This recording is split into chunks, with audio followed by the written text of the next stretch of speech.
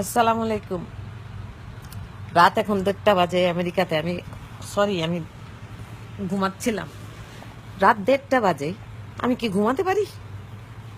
পুরা তো আমার ফোনের মধ্যে তো খালি চক্করই দিতে থাকে, phone number phone number phone number, যে খালি ফোন কল আসতেছে।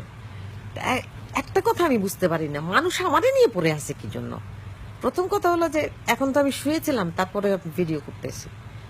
রাত 1:30 বাজে, দেখেন ঘড়ি দেখাচ্ছি, দেখা যায়? তো যেই কথা বলছিলাম, যে আমারে জিজ্ঞেস করে এত কথা, যেই মানুষের সাথে এত কিছু, যার সাথে এত কিছু জড়িত, যে কিনা জড়িত, সে হলো সামিরা। সামিরার পরিবারের সবাই বাপ কথা বলে, ওর বাবা কথা বলে, ওর মা কথা বলে। আর মা কথা বলে না, সরি, আমার মাথা খারাপ হয়ে গেছে, রাত্রে ঘুমাইতে পারিনি আমি ফোনের জন্য, ফোন বা কিছুর জন্য। রাত 1:30টার সময় আমি সারাদিন কাজ করে বাড়িতে আসা, তারপর যাই ঘুমাতে পারি না। কোনো অসুবিধা নাই, সত্য কথা বলবো, যদি শোনার থাকে কেউ শুনবে। খুন হয়েছে না আত্মহত্যা হয়েছে, সেটার তো একটা তদন্ত হওয়া দরকার। আর সেই তদন্তের মাঝে কে থাকবে? সামিরা ছাড়া কে থাকবে?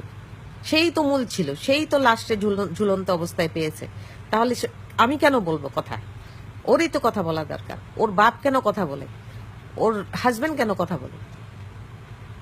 আমি তো কথা বলি আমার নিজের মতো, আমার তো কেউ কথা বলে না। আমি যদি খুনি হই, তাহলে আমি কি কথা বলতাম? আমি তো লুকায় থাকতাম। মানুষের কি বুদ্ধি আছে বাঙালির? বাঙালির মাথায় যদি বুদ্ধি থাকতো, তাহলে 21 বছর ধরে এটা ঝুলে থাকতো না, এটা কোনো না কোনো কিছু হইতো। এই রাত 1:30টার সময় আমি এখানে বুড়া মানুষ, এখানে বসে বসে এইগুলি মানুষের ফোন শুনতেছি। এগুলি নিজের চরিত্র নিয়ে তো পুরো বলে দিছি।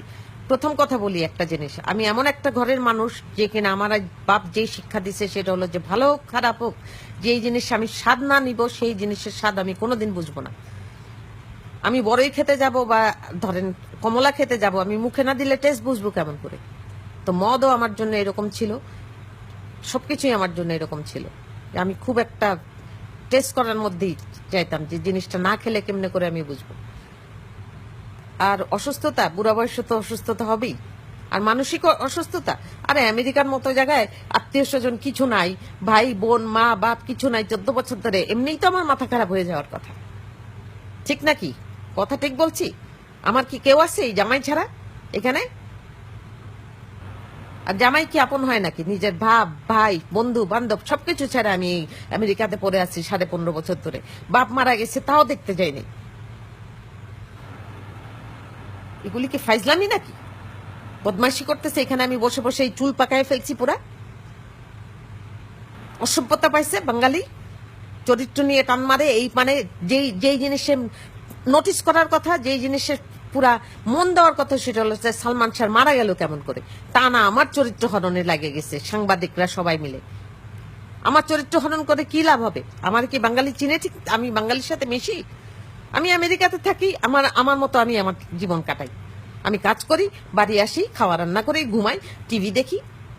তা আমি এই জীবন ছেড়ে আর সালমান শাহ নিয়ে পড়ে থাকবো কি জন্য? আমি কি রাজনীতি করতে যাইতেছি বাংলাদেশে?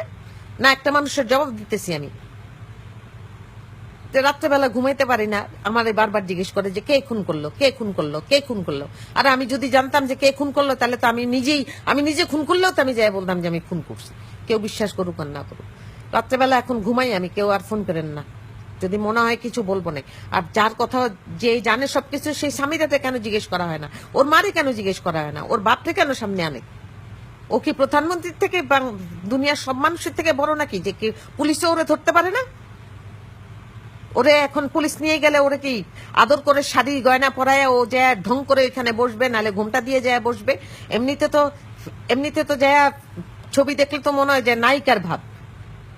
ছবি দেখেন মোস্তাক ওয়াইজের জায়গায়, ছবিগুলি দেখেন কিভাবে চলে, ওরে দেখলে কি মনে হয়? আর সালমান শাহ সবকিছু নিয়ে ও পিছন থেকে চালচালায় সামনে আসে নাকি জন্য? অসভ্য মেয়ে, বছরের পর বছর আমার সাথে মিথ্যা কথা বলে গেছে। যা বুঝাইছে আমি তাই বুঝছি, আল্লাহ নাই ভাবছে। 21টা বছর ধরে আমার যা বুঝাইছে তাই আমি বুঝা গেছি আর বলে গেছি। আত্মহত্যা আত্মহত্যা আত্মহত্যা। এখন বলুক দেখি যে আমার ছেলেরে কি জন্য কি কি দিছিল এই কাপড়ের পুটলির মধ্যে, যেটা ফালাইতে দিছিল আমার ছাদের মধ্যে। হারাম জাদি সামিরা, তুই আমার ছেলেরও ফাঁসাইতে চাইছিস, আমারও ফাঁসাইতে চাইছিস, শুয়োরের বাচ্চা। তুই কি ভাবছিস যে তোর মা বেঁচে থাকবে আর তুই বেঁচে থাকবি আমি বেঁচে থাকতে? জীবনেও না। ফেসবুক যদি থাকে আমি তোরে যতক্ষণে পারি আমি ন্যাংটা করে ছাড়বো, হারামজাদি। তুই কতগুলি মিথ্যা কথা আমার সাথে বলছিস, হারামির বাচ্চা সামিরা। তুই আমার মুখ দিয়ে আজকে গালি বাইর করাইছিস, শুয়োরের বাচ্চা। তোর যদি সাহস থাকে সামনে আয়, তুই তো জীবনেও সামনে আসবি না, কারণ তুই তো এরকম মেয়ে যারা সামনে আসে না, পিছন থেকে চাল চালায়। আর কি, আর রাগ হইতে চাই না ভাই, এমনিতে অনেক ঠান্ডা ছিলাম, ভালো মতো বুঝাইছি। আর কেউ বুঝলে বুঝুক, না বুঝলে না বুঝুক, আমার কথা আমি বলে যাবো, দূর থেকেই বলবো, ফেসবুকেই বলবো, একটা একটা মনে হবে তো এক একটা লেখা লেখা বলবো না ইনশাল্লাহ। আর কেউ ডিস্টার্ব যেন না করে। আলহামদুলিল্লাহ আমি এখন ঘুমাইতে চেষ্টা করি না, আমি মনে হয় আমি দেখি আমি কি করবো না। যাই হোক, এই বুড়া বয়সে আর কষ্ট দিয়েন না। চুলগুলি দেখছেন নাকি আমার সব পাইকে গেছে, আর চুলও ঠিক করে না আছড়াই না, কি করি না, কালকের থেকে নিজের যত্ন নেওয়া শুরু করবো ইনশাল্লাহ, যেন কথা বলতে পারি। আলহামদুলিল্লাহ, আসসালামু আলাইকুম।